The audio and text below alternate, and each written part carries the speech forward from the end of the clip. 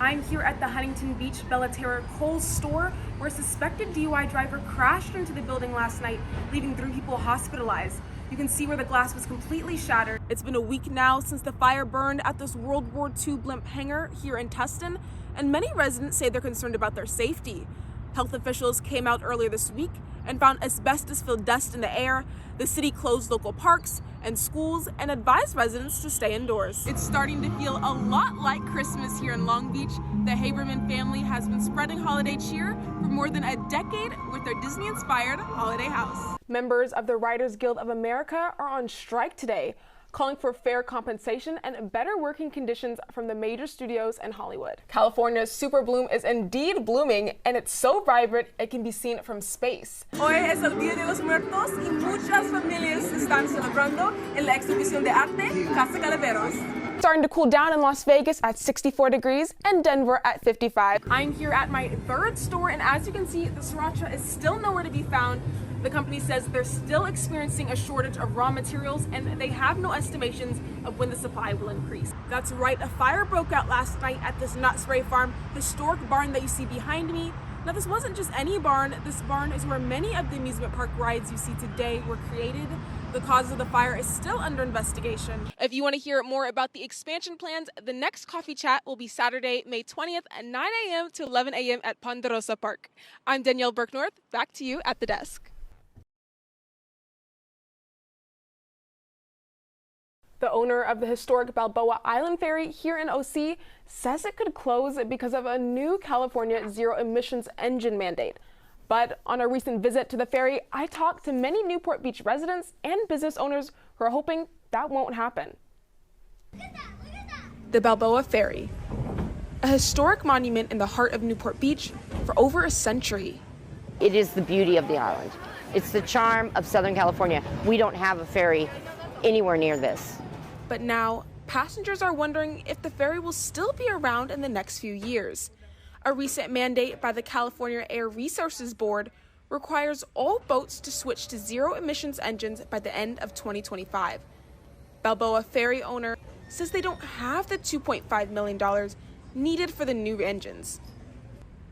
Many local residents can't imagine the city without the ferry. I see in a newspaper and I was like, what the hell is this? This is an absolute insult to Newport Beach. It will never happen. It's disgusting that it's up for conversation. For local businesses, losing the ferry also means losing customers.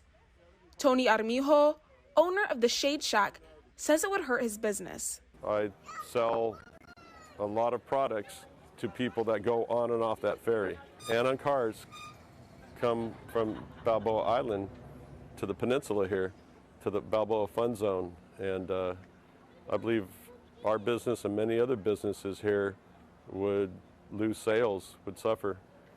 So I really hope it doesn't stop operating. The ferry owner Beek says he's still looking for donations to help pay for the new engines. You can visit www.balboaislandferry.com for more ways to help donate. I'm Danyelle Burke North, reporting for Chapman News.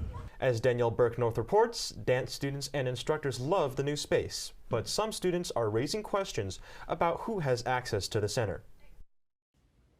The new 3-story space includes 6 studios, classrooms overlooking dance rooms, and a physical therapy lab. I feel like the facilities that we have now finally match the rigor of our curriculum here at the dance department. Dance major Haley Drees is president of the Chapman Stilettos Dance Club. She is using the new space for evening practices. I think as a dance major, I just have greater access to the resources that we have within the dance community, especially in this building. But I feel like now that we have a bigger space, people will be able to utilize it in the future, which will help build the community for sure. Yet, not every dance group has access. The Stilettos can use the space because they are affiliated with the College of Performing Arts. But other dance groups not affiliated with an academic program find they are shut out. Ariana De Leon, president of the Floor 13 Hip Hop Dance Club on campus, says they've been trying to rehearse in the dance building for years, but keep being turned away. Floor 13 has been in contact with the heads of the dance department and other professors there, and they are very adamantly against us using their facilities for our practice times. It feels a little bit unfair knowing that these dance groups that have a lot of dance majors or are just like COPA affiliated have priority access to the new space, but I feel like dance should be an art form that is accessible to everybody.